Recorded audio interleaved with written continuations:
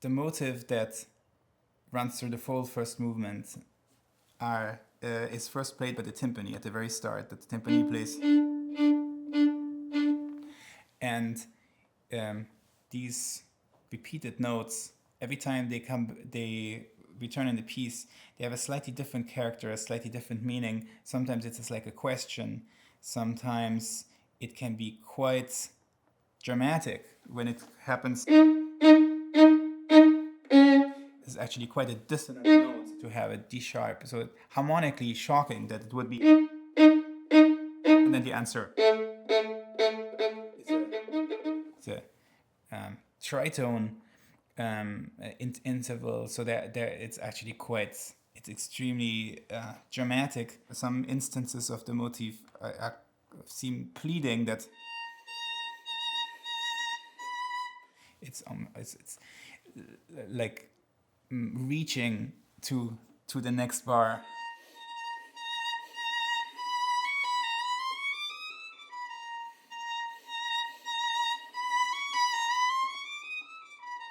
And when finally the recapitulation happens, after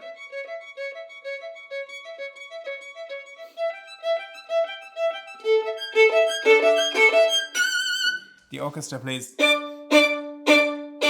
and it is now triumphant, just majestic. It couldn't be more different from the start of the concerto when the timpani plays those four notes. You might say that's classic Beethoven, that he would construct a whole piece from one idea. I mean, of course, there are many other motifs in this piece, but this element keeps coming back, and he kind of looks at it he just explores every possible side of just those four repeated notes, and how they can be understood, what they could mean in different contexts. There are also some that are actually hidden in the texture, so where it's easy to miss. So you might play, while the orchestra plays the second theme, the violin has this ornamentation.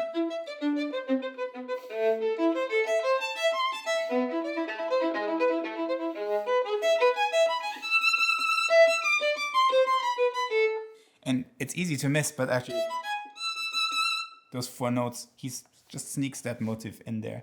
And there's another place in the development where he does that too. It's suddenly it's in there. So those aren't moments where the audience is going to go, there's the motive. People don't catch it, but I think subconsciously, Beethoven knows that subconsciously, while listening, the brain does sometimes register these connections. So there's a feeling of familiarity that he gets by sometimes hiding the motifs even in the background somewhere in the texture. So the form of this piece, which is a classical concerto form, is stretched to much larger dimension than it would often be. And one of the challenges for the interpretation is that you don't want that narrative thread that runs through the first movement to break. Because the phrases are sometimes so very, very long until you get to where you're going, it is particularly important to be aware of the phrasing. Basically, first of all, know where you're going, what is the goal, and the shape of your phrase, and pace it so that there aren't moments that suddenly you get sidetracks and then the listener gets lost. One example of this is even the very first entrance of the soloist. The orchestra sets up a dominant seventh chord,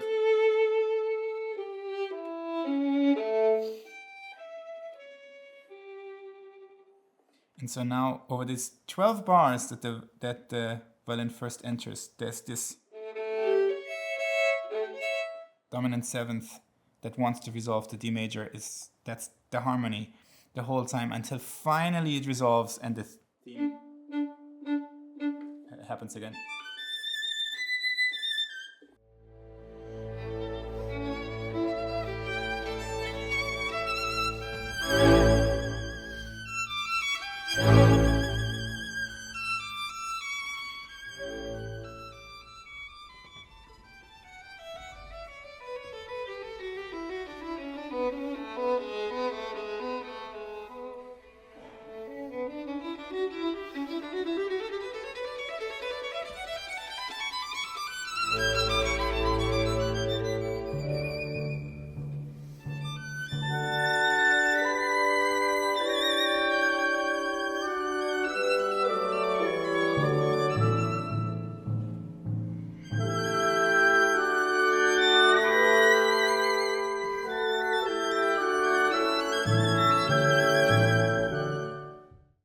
first you are ascending the dominant seventh chord,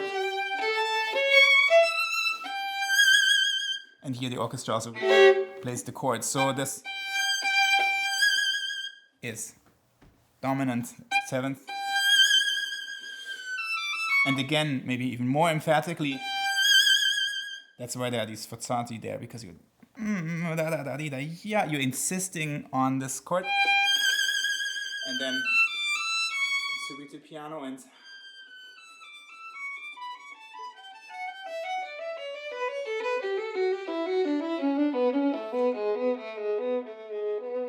so for 4 bars it descends all the way to the bottom of the violin, and now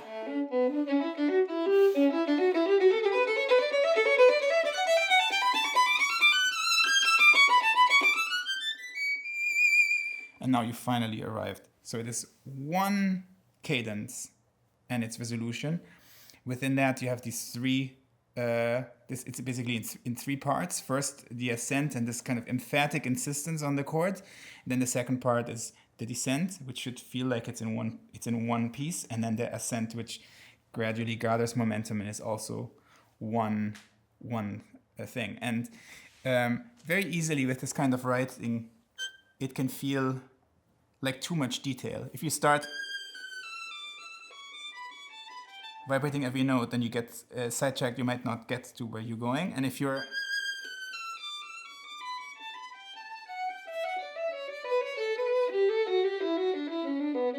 play too much bar by bar, which is often done, then also it just sounds like 1 bar of triplets, 1 bar of triplets, 1 bar of triplets, 1 bar of triplets, and then the question is, well, where are we really? It should feel like 4 bars, which means that the whole momentum of it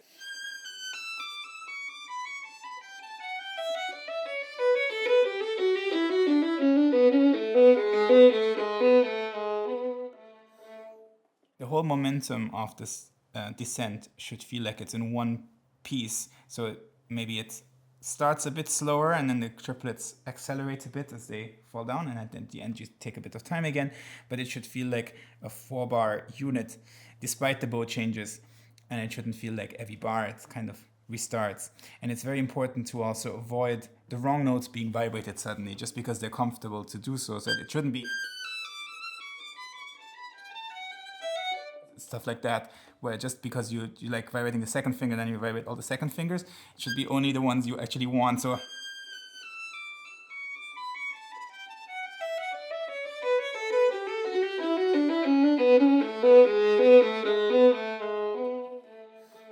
I tend to add only tiny bits of vibrato occasionally. The idea is to keep it unified as it descends downwards, and then when you reach the bottom,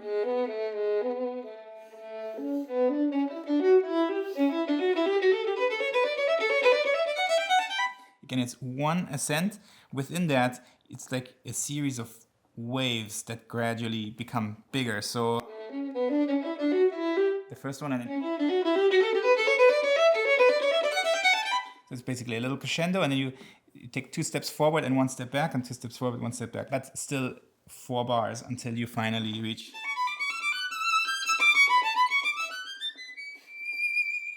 the resolution here. There are a lot of things about this opening that make it very daunting.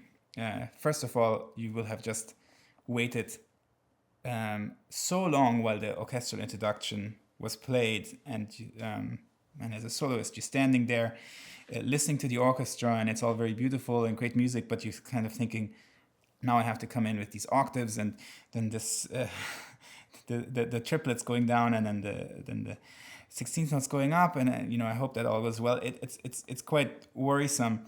So one thing I do is that sometimes during the loudest moments of the tutti, when they go, that I sometimes actually hum along very softly, and I imagine that I'm playing with them.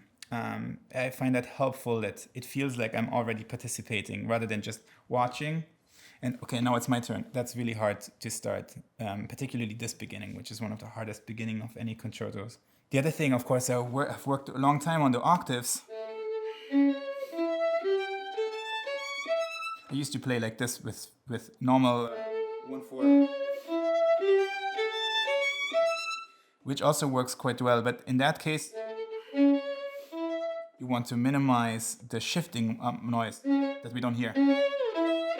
We don't hear the shifts, but it requires basically stopping the bow between each one, da-da-da, and then stop slightly and da-da, ba-da, ba-da, so that it's clean.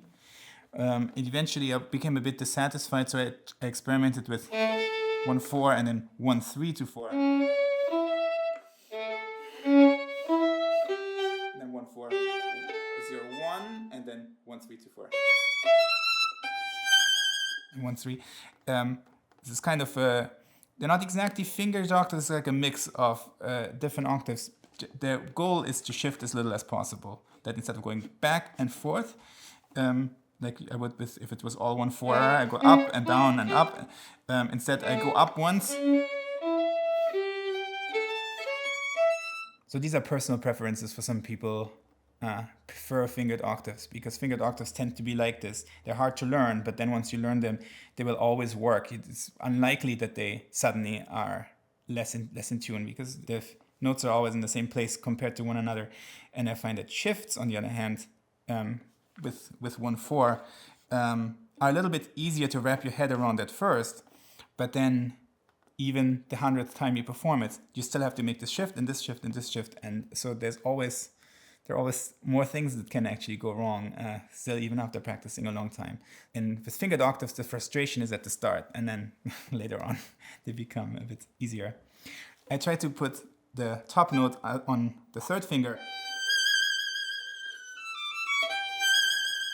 because of the sforzato. I find that when I do this with 4, I can do it, but I find with my vibrato with the third finger, I can make a slightly richer shape with the vibrato, which I like to add to the sforzato shape I make with the bow. So basically both of those notes, both the bow and the left hand are going wah. It's like a very, very sudden swell. That's how I'm interpreting this sforzato. There are different ways one could see this sforzato, but I find that it is definitely insistent, emphatic, especially the second one, maybe more than the first.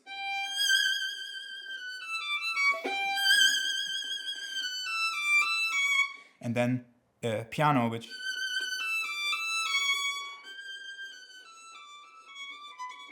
there could be some debate whether it's really a subito piano or not, but I think it makes sense as a subito piano because the orchestra went twice in forte, and then this third one is softer. So it makes sense that ya da da da da that you get softer with the orchestra. There's a lot to talk about just in this opening. And I spent until hours practicing it, and every time I perform it, even after having played it many times in concert, this is a place I play several times, and I think about again because it is the first entrance of the violin. It has so many aspects. You are basically searching for the way back to D major. It's quite a majestic entrance in a way, and it spans the entire range of the instrument from the top to the bottom. It almost kind of tells the audience this is what a violin is and what it can do, and I think it's incredibly brilliant to have this be the first entrance of the violin. When you've reached the end of this intro, whether you take time or not, I think it's very important that the timing is intuitive, because if you do something strange, you suddenly take time at the very end, or you suddenly get faster from the last 3 notes, then the timpani, blum, blum, that has to catch that moment. Even with the best conductor, might not exactly catch it, and you might feel a little bit odd. It should really feel like this rather free intro is now finally it has to feel right, the placement. Whether that is in time, or whether it's with a bit of ritardando, but not so much that then the timpani has to like jumpstart the tempo again. But if you it just has to feel intuitive, the timing, which means basically, I think if it's predictable, if your notes are getting slower, like that, very, very gradually, and so that you just know where the next beat is. If you play like that, which is hard to do when something is hard. But if you find this kind of timing, then it's actually impossible for the orchestra not to catch you. If as long as they can hear you, they will just know where the last note is, and it'll be together. So this is the best timing. So sometimes when this is not together, it's not necessarily the orchestra's fault. It can also mean maybe the timing of this rubato, or how you got there, might have made it quite difficult. Well, then comes the theme. You finally get to play the first theme of the concerto, which is incredibly beautiful, and it's all up here on the highest register, and it's doubled with the winds. So intonation is not easy here, partly because you're playing in octaves with the wind. They're playing in triplet. So you must tune to whatever the winds do. If they're sharp, you have to play sharp. If they're less sharp than you, then you have to whatever they're doing. The violin will always sound out of tune compared to the winds. The winds won't sound out of tune compared to the violin. That's simply because the violin is the higher voice. And part of that means not vibrating too much. If you're vibrating too widely, then it'll probably be out of tune with wind instruments that don't have such a wide vibrato. So if you play it together with an oboe, the oboe is not gonna vibrate with such a wide vibrato. So I try to keep it quite narrow.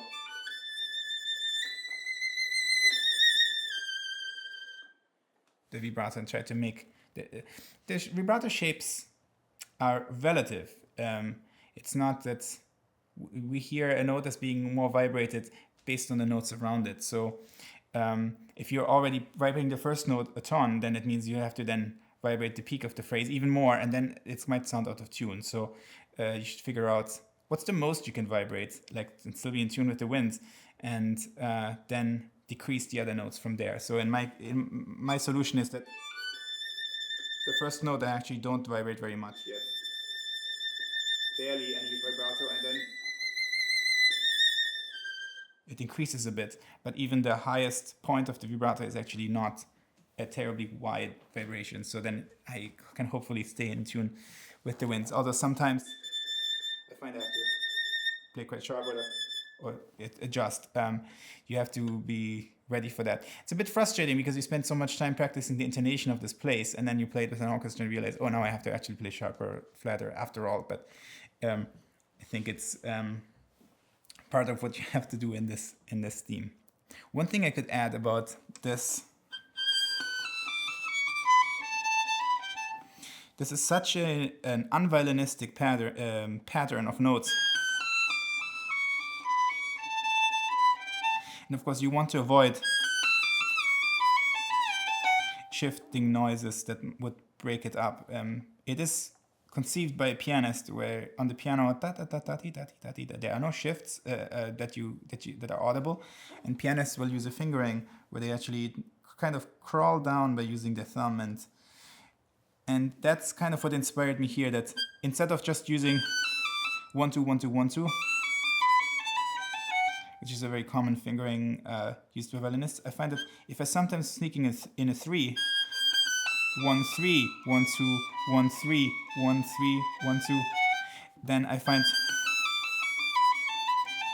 it is more similar actually to the pattern it would be on the piano, and I find this in some ways easier.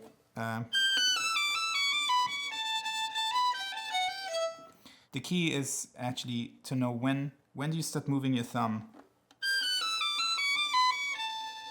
At some point during this, the thumb is no longer pressed firmly, and it starts to gradually kind of go down a little bit. So it starts to...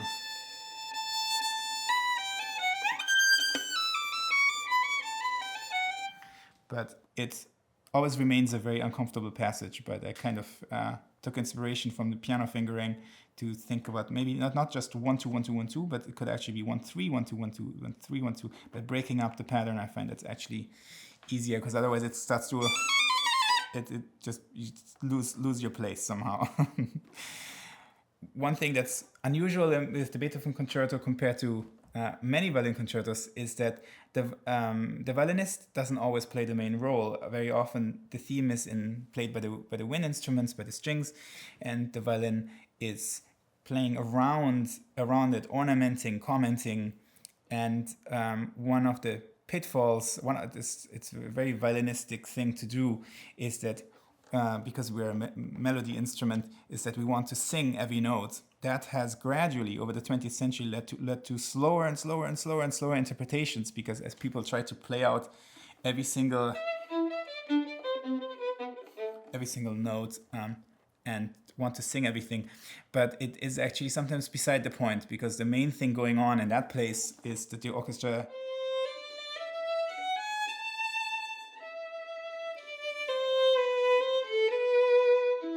is playing the second theme, and the harmony changes every 2 bars. That's always a sign. If the harmony changes only every 2 bars, it's a sign that it can't go too slow. Basically, you have this harmony for 2 bars, this harmony for 2 bars. It's a at least 4 bars have to hang together in an idea, preferably maybe more like 8 bars. And so that's a sign. Actually, you don't have time to vibrate all these notes. You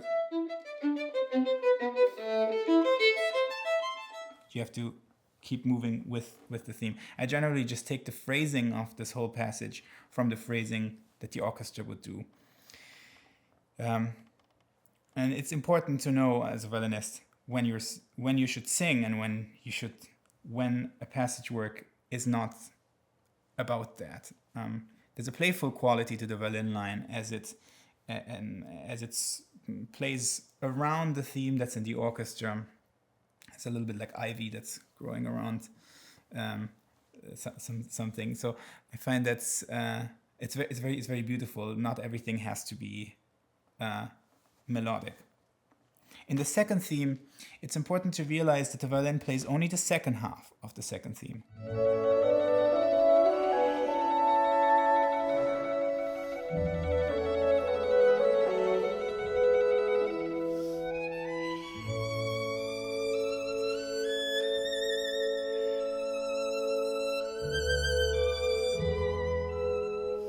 What can easily happen in a performance is that the orchestra plays quite quickly,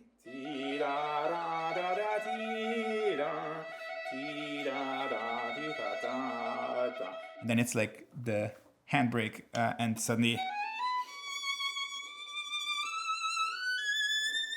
this really expansive, dreamy moment. But then that makes it sound as though it's 2 different things. But ideally, the violin should finish what the orchestra started, because it's a theme that should hang together. So my solution to this is basically don't take too much time, but also I asked the conductor usually to be calm enough in the second theme when this moment comes, so that I can connect to it, so that it's not necessarily to take time. So that it still hangs together. It's particularly hard in the second time around, because you have this ascent, and if the tempo was a bit faster in the winds when they play this first half of the theme, then you have to take time, because there's not so much time available. So finding the right tempo for when the orchestra plays it, and then not taking too much time when the violin plays it. It's fine to take a little bit of time,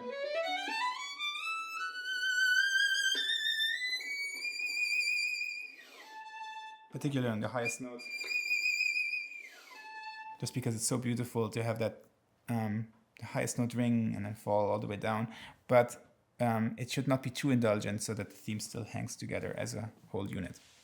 Beethoven did not write a cadenza for the violin concerto, but he did write a piano version of the concerto, so a version for piano and orchestra. And for this version, he did write a cadenza. So sometimes the piano cadenza has been transcribed to violin to become a cadenza for the violin concerto. And it's very interesting, but I'm personally not the biggest fan of it. But I think it's certainly an interesting document to have something that's originally Beethoven. I just don't feel like it's maybe his very greatest work.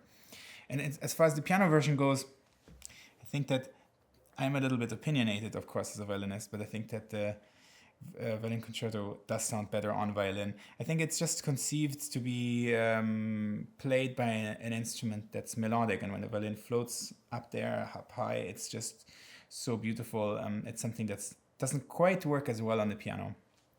So I think you can tell that it wasn't written for piano. But I think Beethoven felt, because the violin concerto premiere had been a bit of a flop, people didn't seem to get what a great piece he had written. He made another attempt. Probably one of the issues might have been that it was really out of tune, because it is really hard to play this piece in tune. So maybe he figured, well, on the piano it's not going to be out of tune. So it was his attempt at giving the piece kind of a second life, since violinists didn't seem to be interested in it at the time. And it took many, many, many years. Really, it was Joseph Joachim who, over the course of his career, gradually convinced people that this was actually a great piece. And it was a very slow start for this piece to finally find its place in the repertoire. There are many interesting cadenzas. Some of them are more conventional, and some of them are really crazy. I think one of the craziest is perhaps the cadenza by Schnittke, which you basically go to some different planet stylistically from the Beethoven, and his ideas, he actually quotes a number of different other concertos that were influenced by Beethoven. So it's an interesting concept, but it does take you completely out of the piece. Then it is a little bit strange maybe to return back to the Beethoven Concerto. The cadenza that's most often played is the one by Fritz Kreisler, and it's easy to see why. It's, I think, a masterpiece, an incredible composition. It shows that Kreisler had thought about the Beethoven Concerto very deeply and played this all his life. Kreisler achieves the climax of the cadenza by playing two of the main themes of the first movement on top of one another at the same time. So it's this theme and also the theme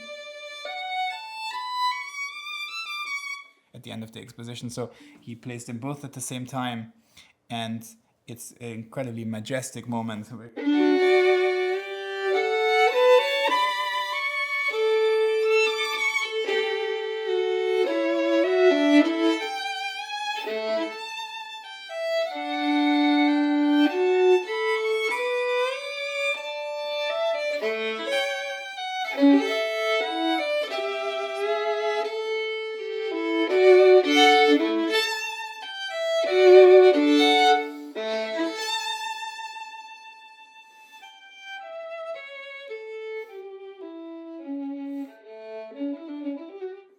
It's a brilliant idea to combine these two themes, and it creates, I think, an emotional climax for the whole first movement. So as the music comes down from there, the return of the orchestra is even more special.